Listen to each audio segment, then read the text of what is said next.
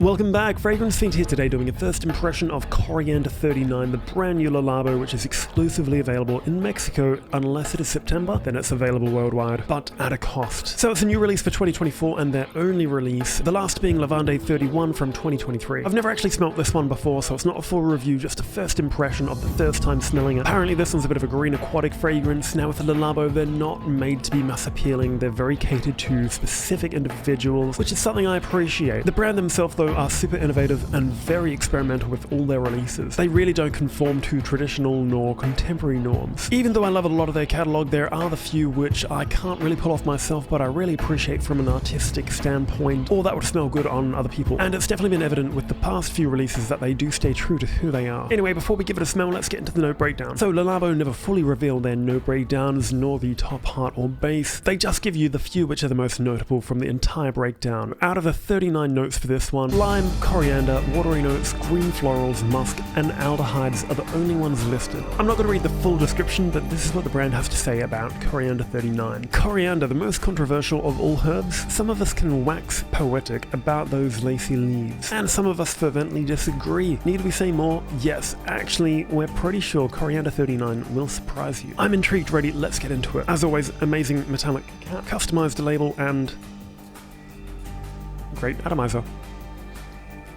Thankfully, I won on this one. I actually really liked the opening so far. I was a little afraid because, as I mentioned earlier, not all of my appreciate up front, especially Patchouli 24. It's taken me about a year to get my nose to appreciate that one. That opening is just incredible. You really get this fresh, crisp, zesty lime, which would layer perfectly, actually, with Bergamot 22. Very thoroughly impressed with this one. I was actually a little scared because Coriander, Dias and Durga, I did not quite like that one. But I'm actually quite pleased that this fragrance isn't really built too heavily around the coriander. You can say the same for a lot of Labo's fragrances. Whatever the title will say, they'll always take a tiny bit of a left turn and leave you with something unexpected. Take Rose 31 for example, which has quite a woody, spicy character, or Te Matcha, which is more of that ambrette and sesame seed.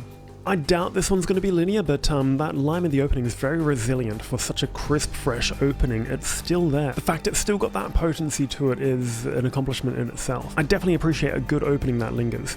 A few minutes have gone by and I'm starting to get these watery notes coming through, very mysterious, kind of aquatic. I'm not really sure how to describe it. It's kind of light and airy, but still with that zesty punch as well. No sign of the musks yet. Often with Labo, they do a high concentration of musks in most of their fragrances. I'm slowly getting the green florals out. I've definitely been quite vocal how I'm not massively fond of certain florals, but these are obviously authentic, so they're less prone to soapiness on my skin, but I'm actually really liking it. I can't quite put my finger on what florals they're using for it, but nevertheless, it smells good. I haven't really read any reviews on this one, but on Fragrantica people say it smells a lot like Te Matcha, which I'm not getting whatsoever. I don't know where people are getting that idea from. Te Matcha definitely has a lot more of a sweeter element to it. I see a tiny bit of a crossover in terms of florals, I think, but yeah, I think people on Fragrantica might be trolling again. And I forgot to mention the main part, the coriander. It's actually very stripped back. I'm not getting too much of it. You can definitely tell it's there, but not completely present. Thankfully, the aldehydes are also just sitting in the background, giving the fragrance a tiny bit of that lift. I'm personally not too fond of a fragrance when it's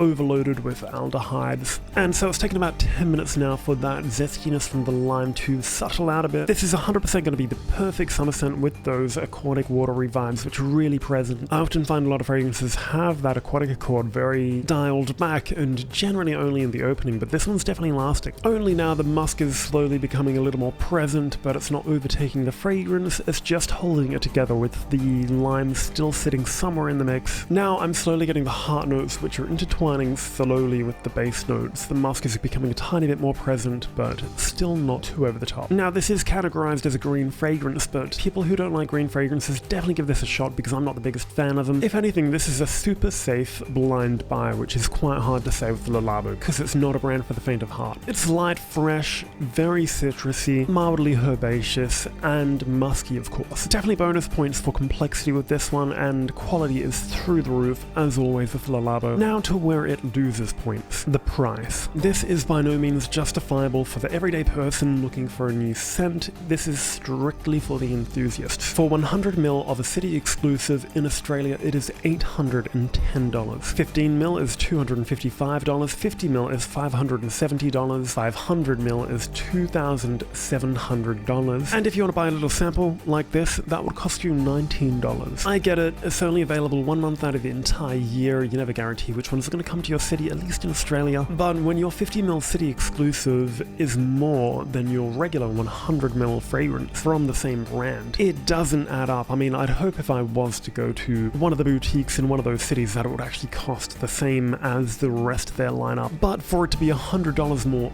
and half the size, it's beyond me. And I hate to go from the price back into the quality of this, but as it's dried down, the fragrance has got even better. The aquatic nature with the florals and the mild citrus, which is still hanging on this much time later, about 10 plus minutes later. It really is phenomenal. I always say a good fragrance really doesn't have a price. If you like it that much, then just go for it. They release one fragrance a year, they put the best ingredients in there, it's artistically quite experimental, it's unique, iconic, it's one I'll definitely be keeping. Also, as this is a first impression, I can't really judge performance too thoroughly. I'll update you at the end of the video with my rankings once I get into editing, but so far the projection is definitely above average with this one. It's not beast mode by any means, but it's definitely quite present. I think in summer it's going to project even more. But from the few little sprays I did earlier, I can definitely tell it's got a nice little scent bubble to it, and I can tell it's definitely well above average in terms of it being a fresh citrus fragrance, which often have quite a short lifespan and mediocre performance. Anyway, be sure to get your nose in this one. Curious what you guys think, and remember this is only available once out of the entire year throughout the month of September, unless you want to pay Mexico a visit. I'm also trying to acquire a few samples of the city exclusives so I can show you a few more before the month is up. But thank you again for watching. I'll see you next time.